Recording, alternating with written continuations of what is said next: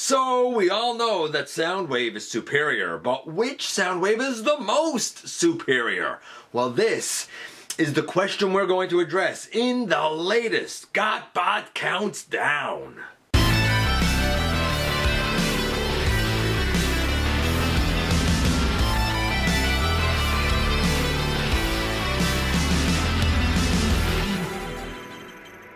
Hey one and all, welcome back to the channel. I am your host, your most humble of hosts, Dennis Moulton, aka GotBot. As always, man, please like, comment, share, of course, subscribe, and while you're at it, light them up, baby.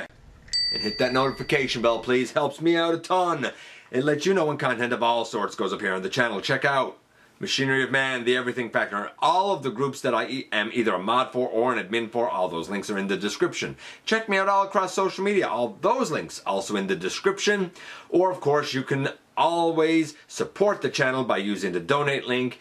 You can check us out on Patreon. You can see what we offer to you through Teespring. Or, of course, you can hit the join button right here on YouTube and become a channel member. And this is the top 10 Soundwaves. Now, a little while ago, I was talking to Brian, shout out to Brian, and he told me that he and his kids watched the countdowns and that his oldest had a request, and that was top 10 Soundwaves. So, you know what? When a request like that is made, I try my best to honor it. I think the request was made by Zoe, and if I got the name wrong, I apologize, but I thought he said that it was by Zoe, and I thought he gave me a vote for Zoe. So, shout out to Zoe as well.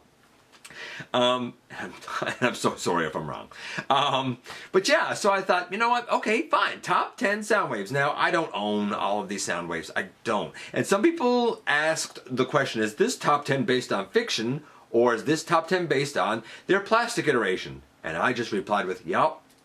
Because it left the field wide open for you to interpret this the way that it works best for you. And of course, we're going to talk about who made the list and who didn't, and why they made the list or why they didn't. But first things first, we have a couple of honorable mentions. And our honorable mentions this time are, there's only two, because everybody that's below this had the exact same number of votes. The voting was super duper close on this one.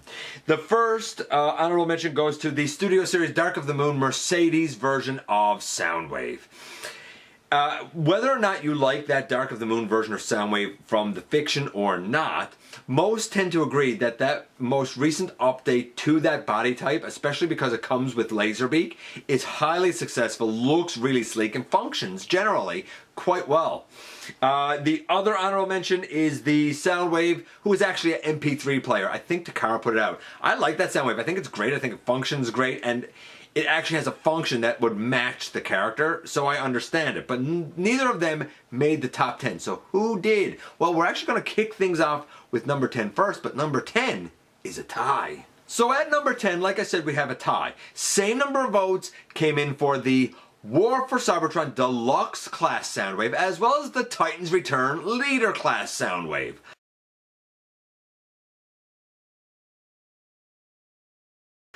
The Deluxe Class Soundwave is a pretty good Soundwave. I would argue that the blue is a little too bright, but honestly, it's a really good Soundwave. There's nothing wrong with it if that's the one that you opted for back in the day, and if that's the one you still opt for, because he has a good look, certainly embodies the character quite well. The Titans Return Soundwave was the first kind of G1 inspired update that we had in a long time, where he actually turns into like a cassette player, and all of his little minions can actually go in his chest. He looks the part in robot mode. I would argue he's a touch too tall, but that's just subjective criticism on my part. Others would say he's the perfect height. The head sculpt is quintessentially Soundwave-esque, and yeah, his overall look is quite successful. Some might say the Japanese iteration was a little more successful, but again, that's a matter of degrees of you know, what it is that you look for in your characters, and whether or not, you know, you subjectively think one is better than the other. To each their own, right? So that being said, both of them are number 10, both of them are pretty terrific, and honestly, both of them deserve to be on the list. What about number 9? Number 9 takes us to the pages of IDW, and the characterization of Soundwave there is wild, man.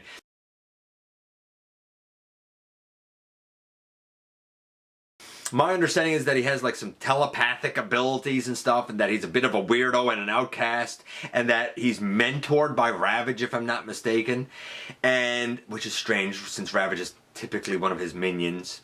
Whatever, this is IDW, right? And then he feels betrayed by Megatron when Megatron sees the error of his ways and joins the Autobots, and then he joins up with like the maniacal Galvatron and stuff, and eventually is like, I'm after making enough compromises, man, and like he kind of sides with the Autobots, but like he doesn't really become an Autobot, and he still wears the Decepticon logo, and a lot of people call him like the last Decepticon. Like, it's all very grandiose, and it's all very like tragic hero-ish, but while it's not for me, and I hear that and I kind of cringe, to be perfectly honest with you, I know it is for some people, and I'll give credit where credit is due. It is definitely a unique characterization and a unique revisioning for Soundwave, and because enough people like that characterization and like that revisioning, he scored enough votes to take the number 9 slot. Number 8 is best defined by saying Soundwave into his house.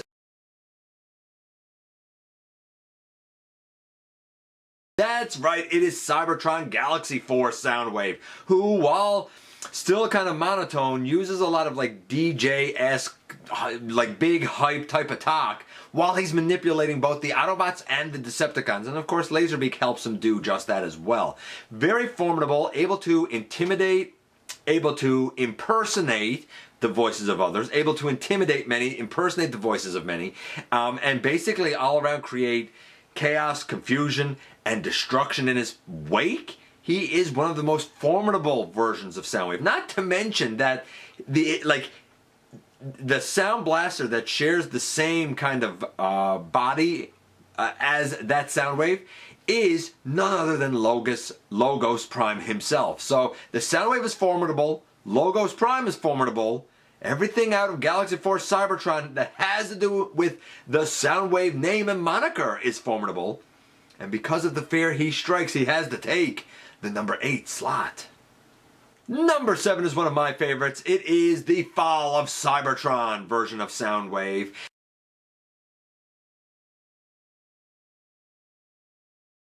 And a lot of people spoke to the fiction for that, the game, the way he was in game, and I get it. You know, he was great in there. He was formidable in the game. For me, it would be the plastic representation. I'm throwing this part in myself. Just a little personal commentary here. Not that my vote ever goes into this. But I'm glad that this one's on it, because for me, it was the Voyager version, that Fall of Cybertron, that got me back into collecting in a big way.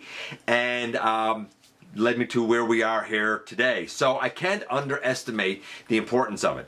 I was okay with the stylized alt mode, even though he can make a cassette tape mode type of thing, which he does in the game, which is great because then everybody tried to create it.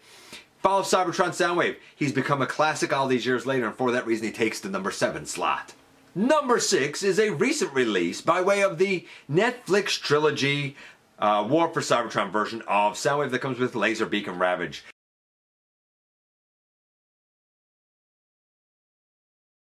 This is one of those iterations that is of plastic, and not so much related to the fiction per se, though we'll talk about that in a little bit. It is related to the plastic because it is a true G1 looking representation of Soundwave, from the yellow coming off the sides of his chest to the silver down on his shins, right to his red visor. The Laserbeak is gorgeous in that set, as is actually the Ravage. Netflix War for Cybertron Soundwave. Yep, a lot of people have said he's pretty definitive, and for that reason, he takes the number 6 slot. Well, here at the halfway mark, we may have the most unique iteration of Soundwave ever. I'm talking, of course, about animated Soundwave.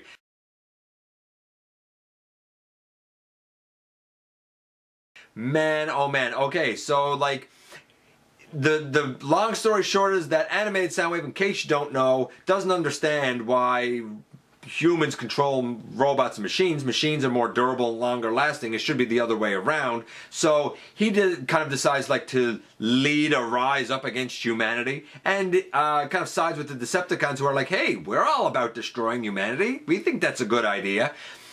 He has a huge arsenal, which is great. He has everything from like wiretaps and voice modulators to blasters and cannons. He has, I think they're called like mech drones, mech droids, something like that. He had mech something that he controls. I think sometimes they even look like little versions of himself. It's so weird. But his most powerful thing are his allies. Ratbat, who's the keytar, and Laserbeak, who's the guitar. Both of them are tremendous.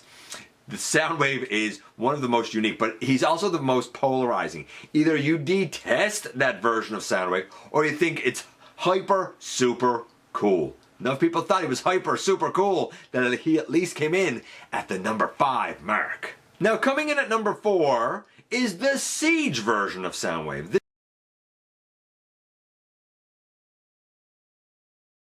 This is somewhat related to the earlier Netflix version.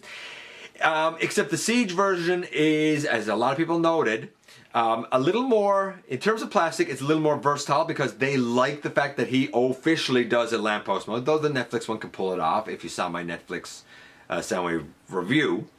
And he has the ship mode, which they also tend to like because it gives him a means of propulsion. I get that. In terms of Siege Soundwave, they also say that's the body type he has in the Netflix series, so that's the one that's the most animation accurate to his characterization in the series. His characterization in the series is somewhat sparse, except for when he was really needed during Earthrise. That one time when, who was it, Wheeljack maybe? I can't remember who it was, and I said, like, this, we can't decipher this, it's so old. And then Soundwave is like, hold my drink. And he goes over and he does it in like a few seconds and goes back to what he was doing. I mean, it was so simple, but it was so quintessentially Soundwave, and it just made him cool in that one instance, even if his voice in that series is awful. But for that reason, he takes the number 4 slot. Number 3 should come as no surprise, except some may be surprised that this isn't number 1. Number 3 is the masterpiece MP13 Soundwave.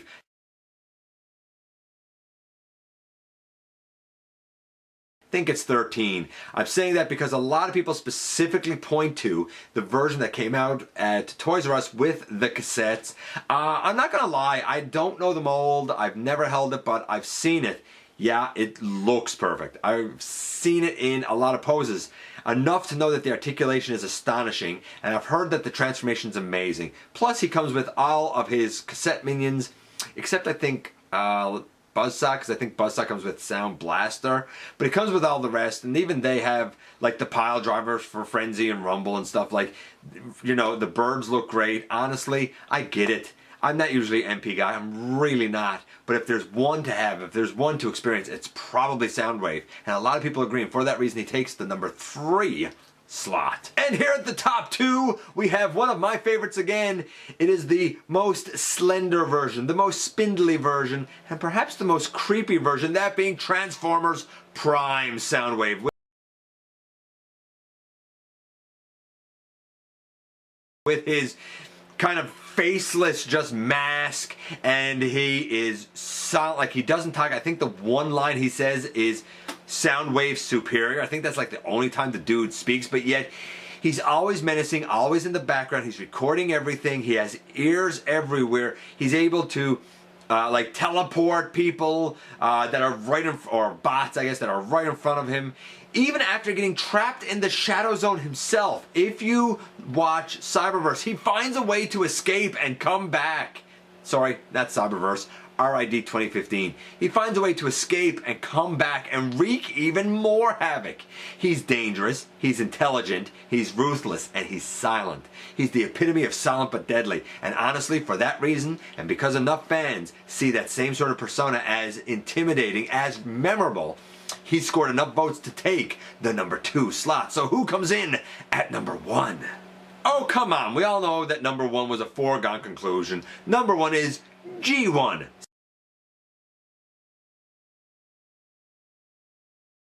Soundwave, naturally. Some people opted to vote for the G1 plastic iteration. Look, you know what? Honestly, I never owned him, but I knew someone who did, and I experienced him once or twice. Enough to know that for the era, he had heft. For the era, he was solid. For the era, he had great articulation. And for the era, he had an interesting transformation. The G1 era had a lot of limitations, but he had all those things. And in general, he basically looked like what you saw on the TV screen, more than what a lot of them pulled off.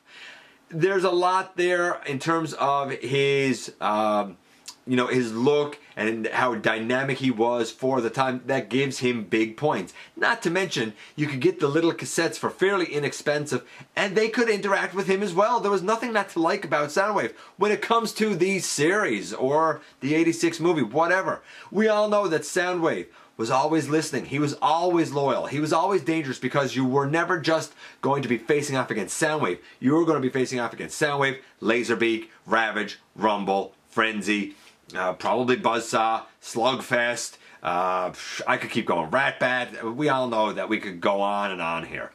He is also someone who had, the notoriety of having one of the most distinctive voices, distinctive looks, and in fact, his face is, certainly the crest on top, is the basis of the Decepticon symbol itself. Come on, good night. G1 was bound to take it, and of course he did, both in terms of fiction and in terms of plastic iteration. Quintessentially Soundwave now and forever. And for that reason, he takes the #1 slot. And there you have it. We've gone from 10 down to 1 once more. This was a fun one. This was an interesting one. Other ones that got votes that did not appear anywhere. The Revenge of the Fallen satellite version of Soundwave got a couple of votes. As did the Kid Robot. I don't even know that one. What else got votes here? Transformers versus G.I. Joe Soundwave from the comics. World's Smallest Transformers Soundwave got one. The little version that comes in the Centurion pack, he even got a couple of votes. And Sound Blaster got a couple of votes. I didn't really count it per se because that's a different character. And Cyberverse got a vote, as did the DX9. I get the DX9 version, man. I really do, because that's so good. A lot of Soundwaves, a lot of love for that guy. One of the main characters in Transformers, for sure. Let me know where your favorites fell on the list. I appreciate you guys coming by. Give me some of your extremely valuable time. I want to thank Brian and his oldest, again, for the topic. It was great, man. It was fun. What can I say? Please, if you're in a position to help the channel to grow, use the donate link. Check us out on Patreon. See what we offer to you through Teespring. Or, of course, hit the join button right here on YouTube. While you're at it, hit the subscribe button. Stick around. Have some fun with us, man. Don't forget that somehow, someway, each and every single day, man, you do make a difference. And I look forward, baby, to the next time that you and I get together to have another visit. Either in the live streams, at the stop motion premieres, or the old-fashioned way, baby, right here inside the videos.